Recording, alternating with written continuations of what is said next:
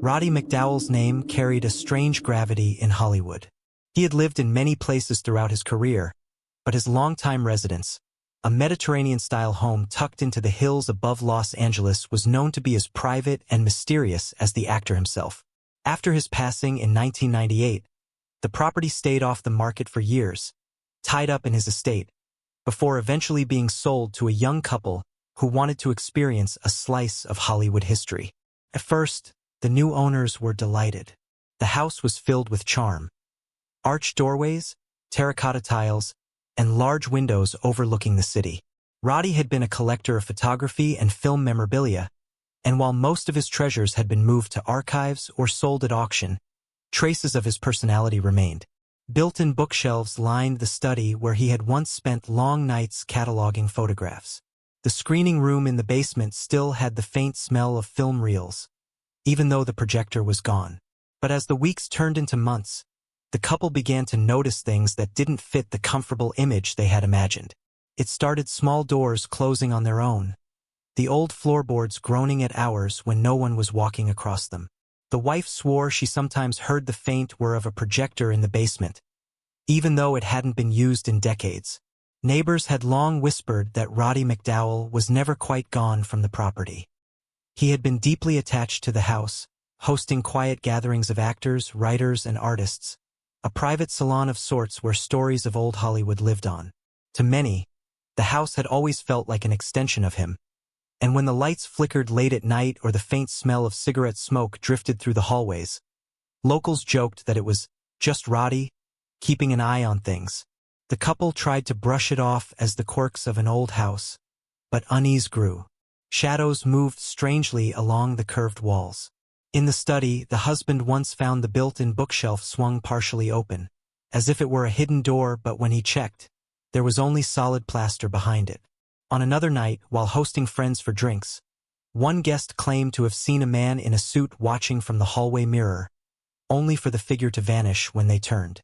Despite the creeping dread, there was nothing violent about the atmosphere. Instead, it felt almost like the house itself resisted change, as though McDowall's presence lingered, unwilling to let the quiet, artistic spirit of the place fade away. The couple admitted to friends that sometimes, when they sat in the living room late at night, it almost felt as if someone else was sitting there with them watching old reels, remembering old friends, keeping the past alive. The longer the couple stayed in Roddy McDowall's house, the more the walls seemed to breathe with their own rhythm. The days were filled with sun, the house cheerful and bright, but as dusk fell, something seemed to awaken in the bones of the structure. The Mediterranean arches cast deep, curling shadows, and the hallways grew oddly elongated at night, as though the house reshaped itself when no one was looking. They had moved their bedroom into what had once been McDowall's master suite. At first, it felt like the perfect place. A wide balcony overlooking the glittering city, the smell of eucalyptus drifting up from the hillside below. But soon, the room began to take on a different character. The wife often woke in the middle of the night with the distinct sensation that someone had been standing near the foot of the bed, watching. She would lie perfectly still, too afraid to speak, listening to the faint creak of the wooden floorboards, as if weight had just been lifted from them. When she finally gathered the courage to switch on the lamp, the room appeared ordinary except for the balcony door, which more than once was found standing ajar. The husband began to spend time in the study, drawn to the built-in shelves and the lingering presence of books and photographs. He claimed that the study had a strange quietness, a density to the air, as though sound itself moved slower within those walls. Late at night, when he stayed behind at the desk, he swore he could hear faint rustlings behind the shelves, as if papers were being sorted, as if someone unseen was curating an archive that no longer existed. More unsettling was the fact that he sometimes caught the faint click of a typewriter key striking, a sound that should have been impossible, since there was no typewriter in the room. The basement was worse. The screening room, small and windowless, retained its aura of intimacy, but it was a space neither of them liked entering after dark. Once, while adjusting a box of stored belongings, the husband noticed a glimmer of movement on the far wall. The projector had long since been removed, yet the faint shimmer of black and white light danced against the screen. For a moment, he could make out the contours of an old film reel playing faces flickering in and out, Roddy's own familiar silhouette among them, smiling in conversation with other long-gone Hollywood figures. The illusion broke the moment he stepped forward, plunging the room back into thick silence. Friends who visited began to notice the atmosphere as well. One evening, during a small dinner gathering, a guest left the table pale-faced, swearing she had heard a man humming softly from the hallway, just beyond view. She described it as a tune low, melodic, almost like an old English folk song. The wife confirmed later that she had also heard it, faintly, on more than one occasion, especially when she lingered near the grand staircase at night. The couple tried to rationalize what they were experiencing. It was an old house, which shifted, pipes groaned. The wind whistled through imperfect seals around the windows. But beneath the rationalizations, both of them felt the same truth. The house did not want to be empty, nor did it want to forget the life it once held. Most disturbing of all was the mirror in the upstairs hallway. A tall, ornate piece framed in dark wood. It had clearly been a part of the house for decades. At first, it seemed to simply reflect light strangely, casting odd shadows when people walked past. But over time, the wife began to avoid it altogether. She claimed she once saw Roddy himself, seated in his favorite armchair, appearing behind her reflection, calm and thoughtful, as though he were still a part of the house's fabric. Another time, when guests were staying over, one of them insisted they had glimpsed two men reflected in the mirror's depth, their features indistinct, their postures relaxed, as if waiting for a film to start. By now, the couple rarely spoke openly about what they experienced inside the house. Each time they brought it up, the conversation ended in uneasy silence, both unwilling to admit how deeply the place unsettled them. And yet, despite the creeping dread, they could not bring themselves to leave. There was something intoxicating about living within those walls, as though history itself pressed in around them, refusing to let them go. Don't forget to subscribe and like if you liked this story. The house seemed to hold time differently from the rest of Los Angeles. Days slipped by quickly, ordinary and almost cheerful, but nights stretched into long corridors of silence, punctuated by the smallest, most disquieting sounds. The couple began to notice how the air itself seemed thicker in certain rooms, as if they were walking through a residue of something unspoken, something unfinished. The wife, who had once loved spending her mornings on the balcony, found herself retreating inside. More than once, she caught movement in her peripheral vision while sipping her coffee, the faint suggestion of a man standing on the far corner of the terrace, where the shadows pooled. He was never fully visible, more a presence than a body, but his stillness unnerved her. When she would glance directly, there was nothing but the faint sway of eucalyptus branches. She told herself it was the mind playing tricks, that shadows and light could deceive, but her unease lingered long after. Inside, the husband had grown increasingly drawn to the study. He began spending late hours cataloging their own books, aligning them neatly, almost mimicking the obsessive order Roddy McDowall himself was said to have kept. Some evenings, he would set his pen down and swear he heard pages turning in the silence, slow, deliberate, as if someone else were reading beside him. On one occasion, when exhaustion blurred his eyes, he glanced toward the shelves and saw a book partially pulled forward. It was one of Roddy's old photography volumes, left behind by accident. He had never touched it, and yet there it was, protruding as though selected for him. The basement remained the most troubling place. They used it only for storage now, keeping boxes against the walls, but neither of them liked to linger there. The smell of old film had not faded. The wife once described it as like dust mixed with vinegar, sharp and ghostly, as though the reels themselves still exhaled. One evening, when she ventured down to retrieve a blanket, she froze at the bottom of the stairs. The faint stutter of film echoed through the room, the unmistakable sound of celluloid slipping through a projector. The lightless walls trembled with shadows that didn't belong. She hurried back up, the blanket forgotten, and refused to enter the basement for weeks afterward. Neighbors had their own stories. The elderly woman next door spoke casually of hearing piano music drifting from the house late at night, even though the couple didn't own one. Another mentioned how, during McDowall's lifetime, people often said the house never really slept, that even when its windows were dark, there was a sense of movement inside, soft laughter, conversations carried on at an almost whisper. It was as though the house had always been more alive than it should have been, feeding on memory, reluctant to fade.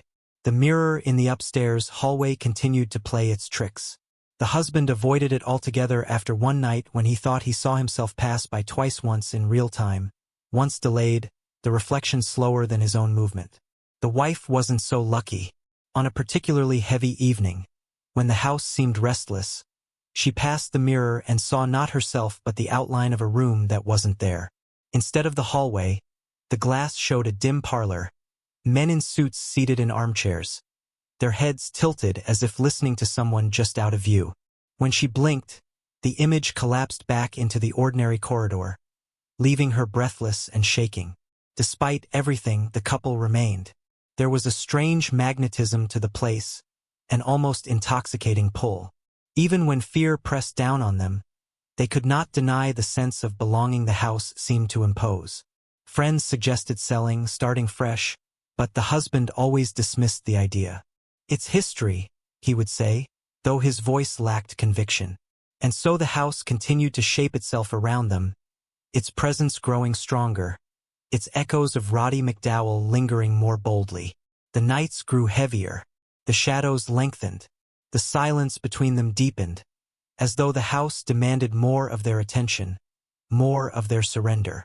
The house had a way of rearranging their lives, as if its presence dictated their routines rather than the other way around.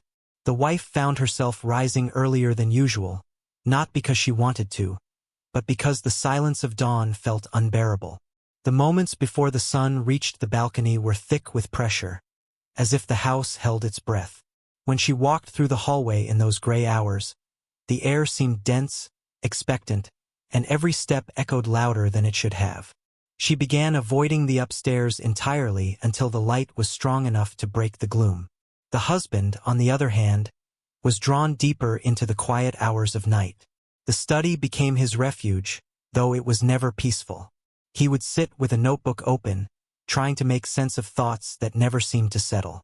Often, he felt the need to write down words not his own, fragments of sentences, names he didn't recognize.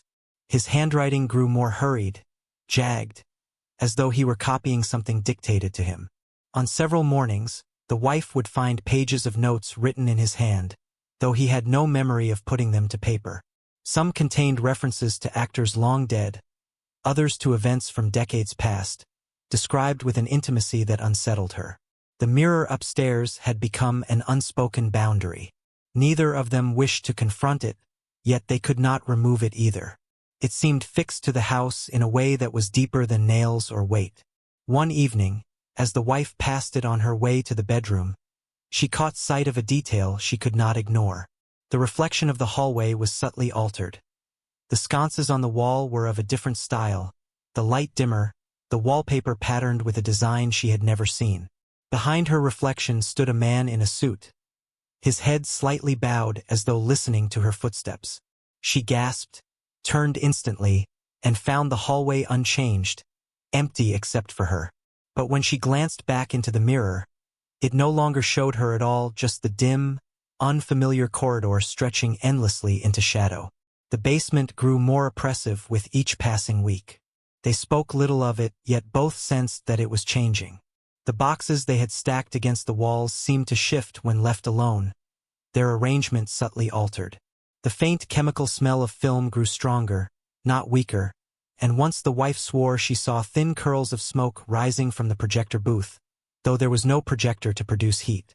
When the husband finally returned to the basement one night to confront his unease, he felt the distinct warmth of a bulb burning somewhere, though the room was in complete darkness. He left without touching anything, locking the door behind him, though he knew that locks meant little in this house. Guests no longer stayed over. The last couple who visited insisted on leaving before midnight, their faces pale, their voices trembling. They spoke of hearing footsteps on the stairs while everyone was gathered in the living room. Another guest claimed she saw someone walk across the top, landing a lean figure in a dark jacket, yet when they rushed upstairs, The rooms were empty. It was then the wife realized she no longer extended invitations. The house discouraged outsiders, felt jealous somehow, protective of its secrets. The nights weighed heavier, pressing into their sleep. The wife would wake to faint whispers, always just beyond understanding, floating from the direction of the study.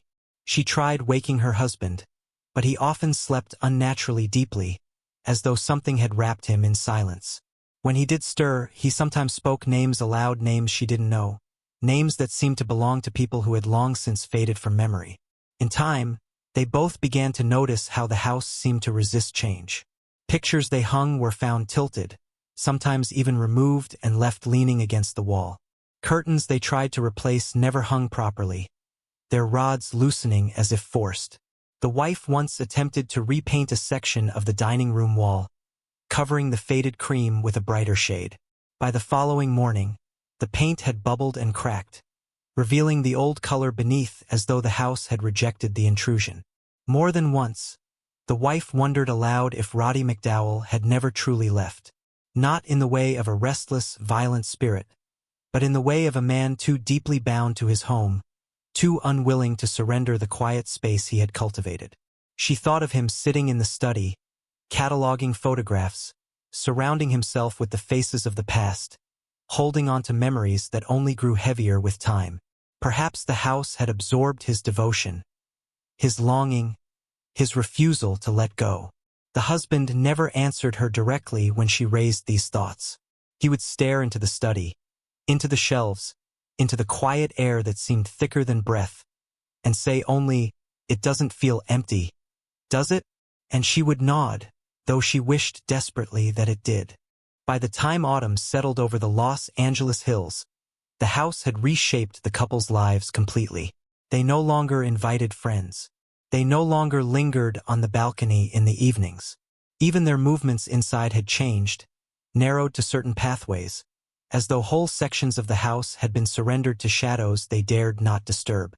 The silence pressed against them like a tide, unrelenting and constant, and the nights became the longest part of each day. The wife had grown pale, restless, her sleep broken by whispered voices she could never understand. She began pacing at night, wandering through the upstairs hallway, unable to stay still in bed. The mirror became the center of her torment. More often now, it showed her things she could not explain. Once, passing by in the early hours, she saw the reflection of the study, though the angle was impossible, and in it, a man sat at the desk, pen in hand, writing steadily as though the house still belonged to him. His profile was unmistakable. Roddy McDowall, his face lit by a lamp that no longer stood there, his presence calm, absorbed, and utterly real. When she turned, the hallway was empty, yet the sight in the mirror lingered for one breath longer before dissolving. The husband, meanwhile, had surrendered himself to the study completely. He stopped using the room casually and instead treated it like a duty. Every evening he sat at the desk, writing down words he couldn't explain. Names filled the pages: directors, actors, places, fragments of conversations. He spoke less to his wife, his eyes often distant, as though listening to someone only he could hear. One night, she found him asleep at the desk, pen still in his hand, pages covered in lists of films from the 1930s and 1940s. The handwriting was his, but the details were impossibly precise, far beyond anything he knew. The basement became the final threshold. They had avoided it for weeks, the smell of film stronger than ever, but one evening the husband insisted on going down.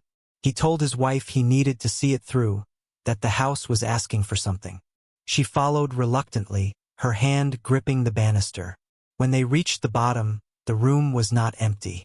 Light flickered faintly across the screen, though no projector stood behind them. The air trembled with the stutter of film passing through reels, and a black and white image danced across the wall.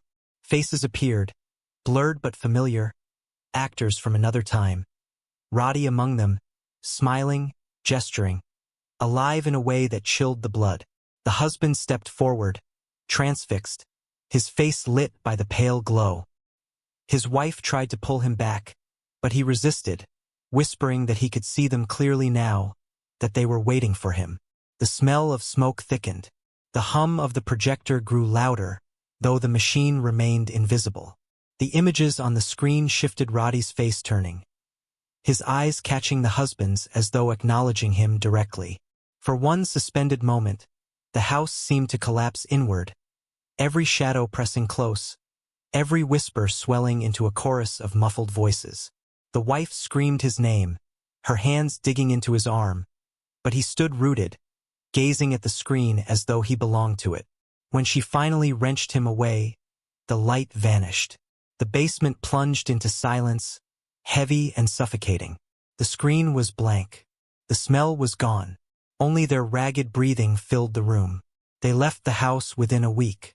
Boxes packed hastily, no explanations given to neighbors, no farewell.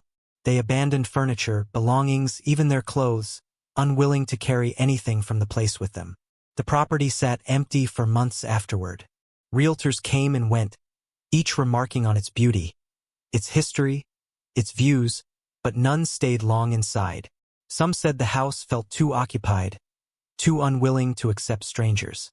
Others spoke quietly of mirrors that reflected rooms differently, of shadows that lingered in corners long after the light was gone.